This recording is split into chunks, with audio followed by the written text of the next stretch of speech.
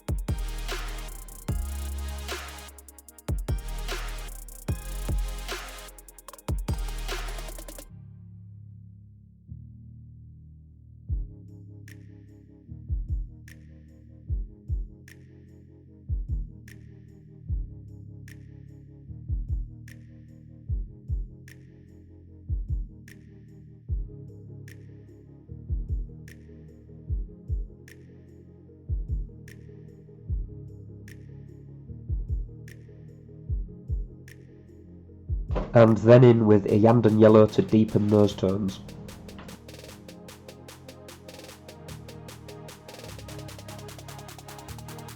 If, like me, you're not great at placing light sourcing, then there's plenty of examples if you do a quick Google search.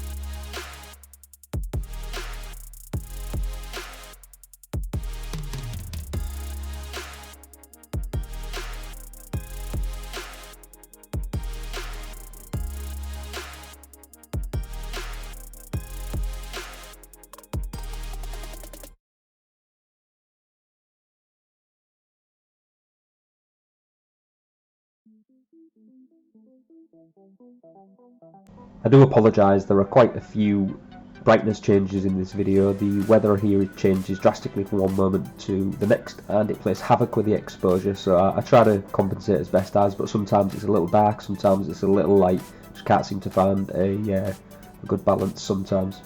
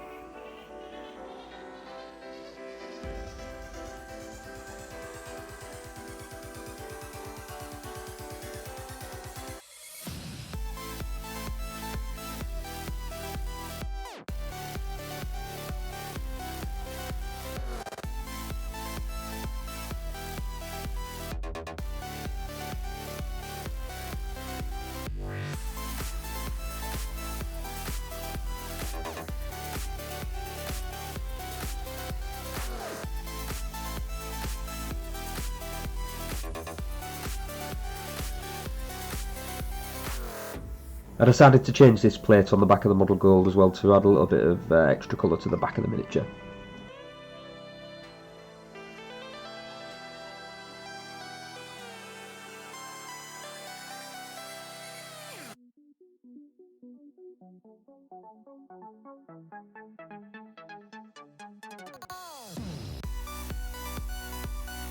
And onto Agrax Earthshade for the shadows on the gold.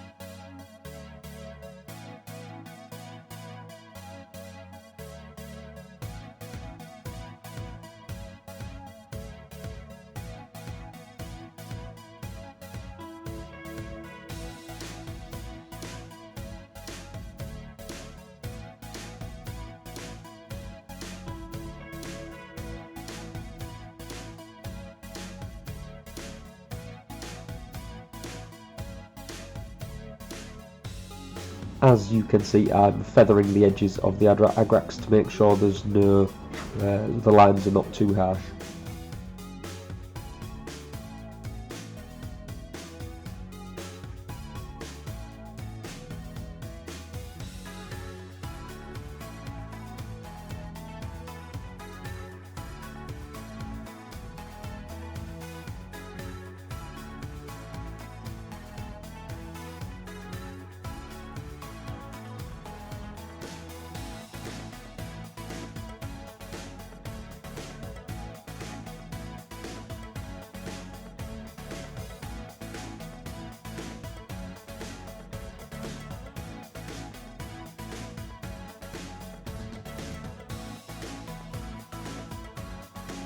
You also don't want to make the transitions too smooth. Reflections on metal tend to not be that smoothed out, so it's not too bad if there is a little bit of definition to these brush strokes.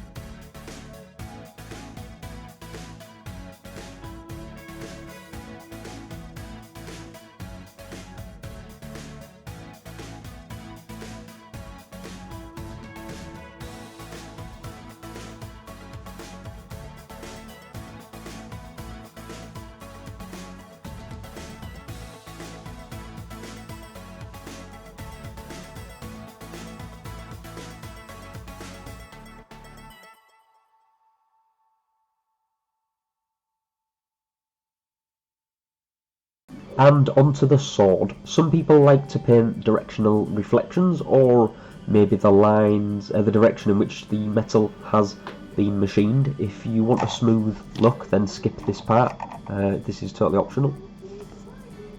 What I'm doing here is just using a large dry brush, and I'm not dry brushing. I've still got a little bit more paint than you would if you're dry brushing, and I'm just using white scar and just trying to run the brush in the direction that I want the reflections to go. I would recommend practicing on a piece of sprue or a spare model, as this is trickier than it looks.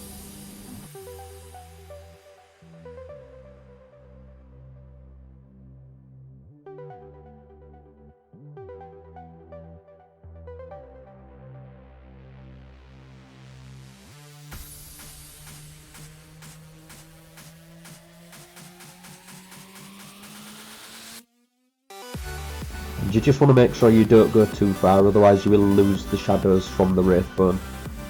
So we just give the whole blade a coat of 1:1 with ephemeric blue and contrast medium.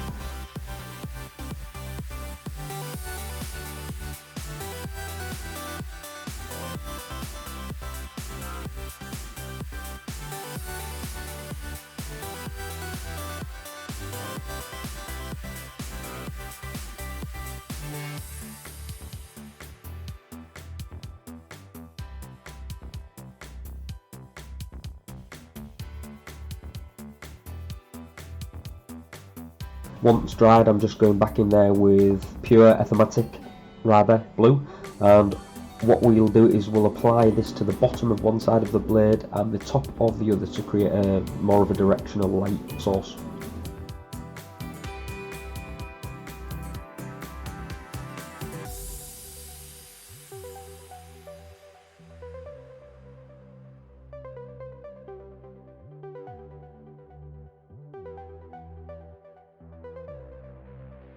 I believe I actually go in for a third coat for even more contrast on this, and do the same on the opposite side.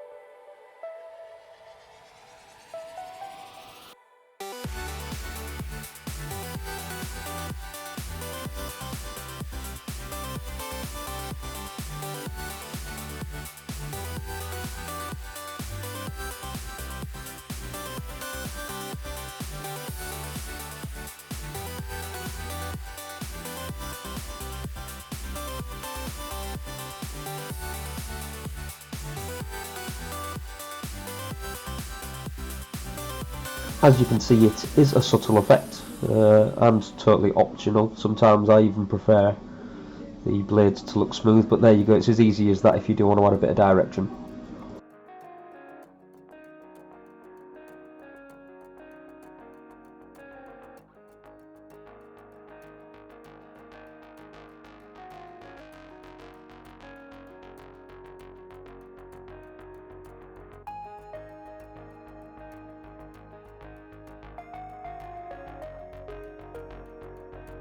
So for the white parts, I have undercoated those in white scar, and I'm just going over them with apothecary white. This came out a little dirtier than I expected. I didn't mind the effect too much. I don't want my marines to look like they're polished. But in future I might try doing the 1:1 contrast medium and going in with a second coat as I do with other areas. And as you can see, I am just manipulating the paint to move it to where I need it, removing it where I don't want it.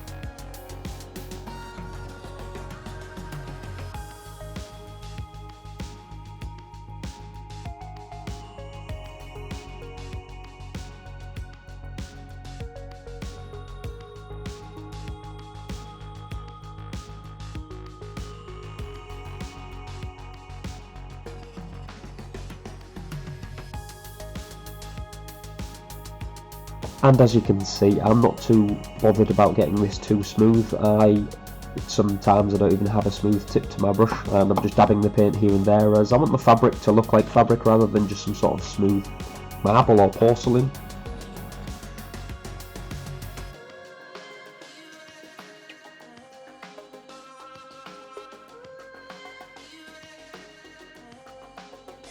Just a thin coat of skeleton horde for the parchment.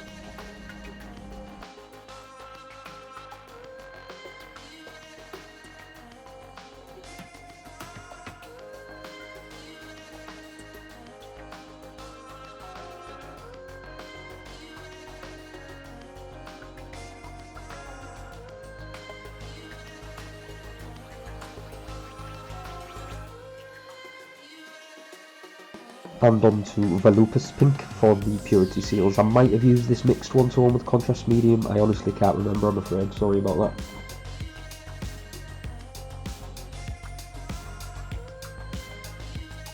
And as you can see, I make a mistake here. I wanted to leave it in as I always do. A lot of people say that contrast paints are unforgiving. If you get to the mistake quick enough, you can just basically wash all of the paint away and correct the error. Go back in there once it's all dried. Don't try to go straight back into that part, go somewhere else.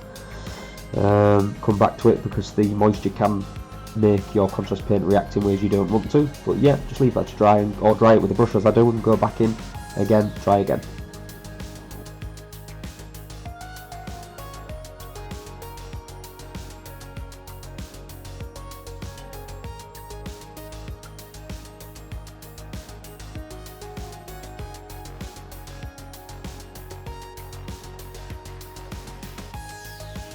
Literally just adding a little bit of Nuln oil to the eye sockets of the skulls, things like that, just to darken those up a bit.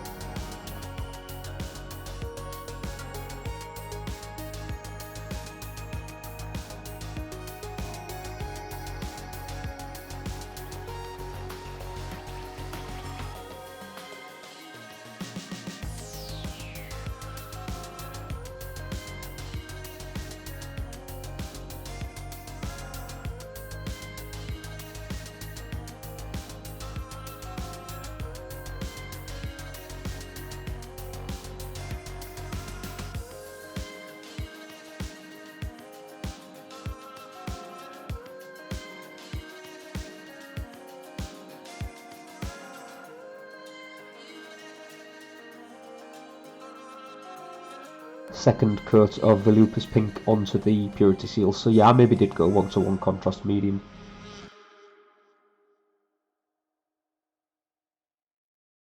Just painting the grip of the sword, I did use 1-to-1 contrast medium with the snake bite, but it was a little light for my tastes and too similar to the gold, so I ended up using pure snake bite leather.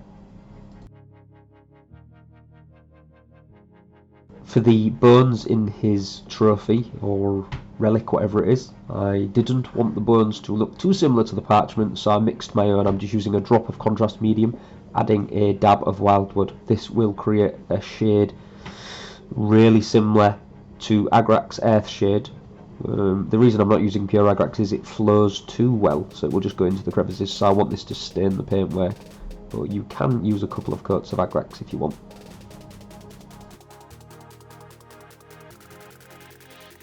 But yeah, this is a good tip for if you are wanting to create an older looking bone.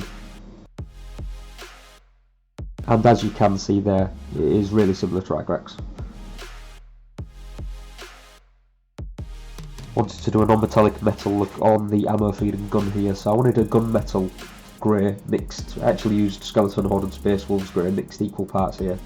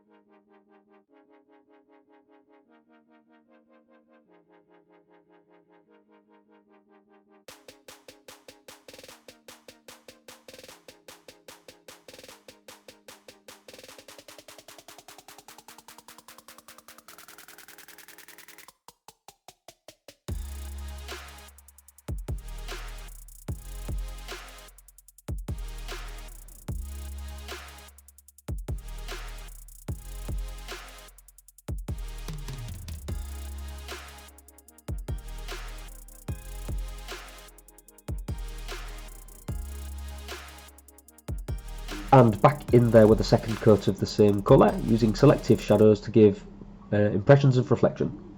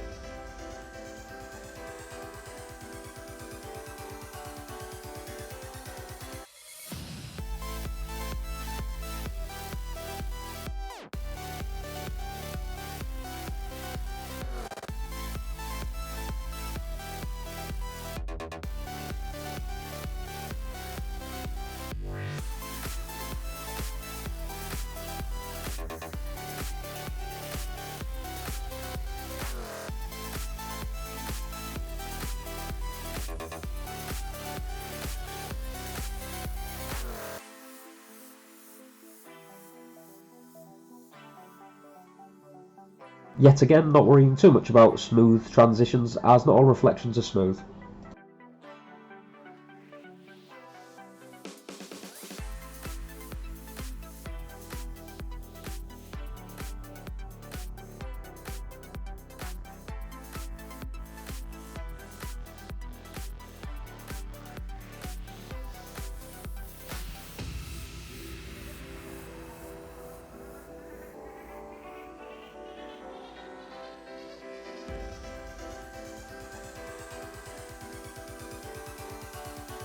And just some black Templar on its own for some of the armour seals. I didn't want to use the mix that I did in the Black Legion videos, they're such small parts, and I did want to show people me using the standard black.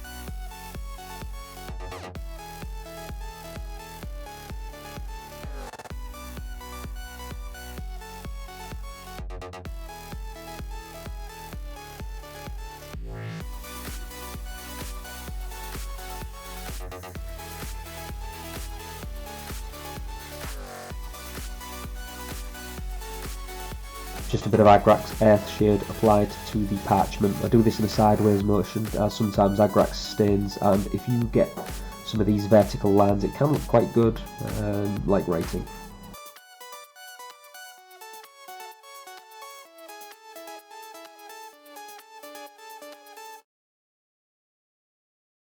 And as you can see, I have added some gold trim to the cloak with the same method we've used for all the other parts.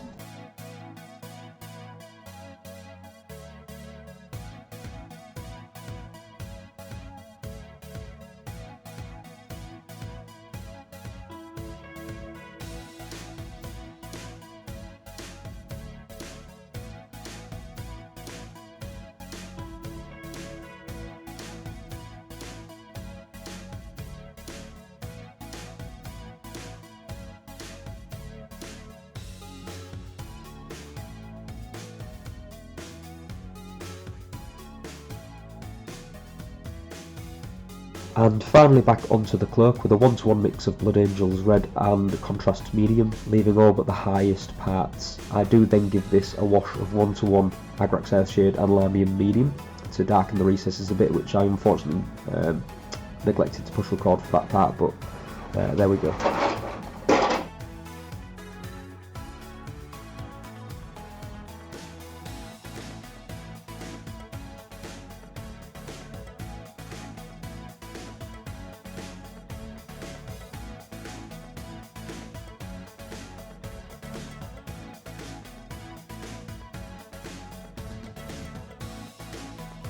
So that pretty much concludes part 2 of the tutorial. There are some minor details that I haven't done yet, such as the odd wire here and there in the shoulder pad, but I do like people to experiment with their own colours on little parts like that. I hope you have enjoyed watching, and just drop us a like and a subscribe if you want to see more. It always helps to know people want to see more things painted, and thank you very much.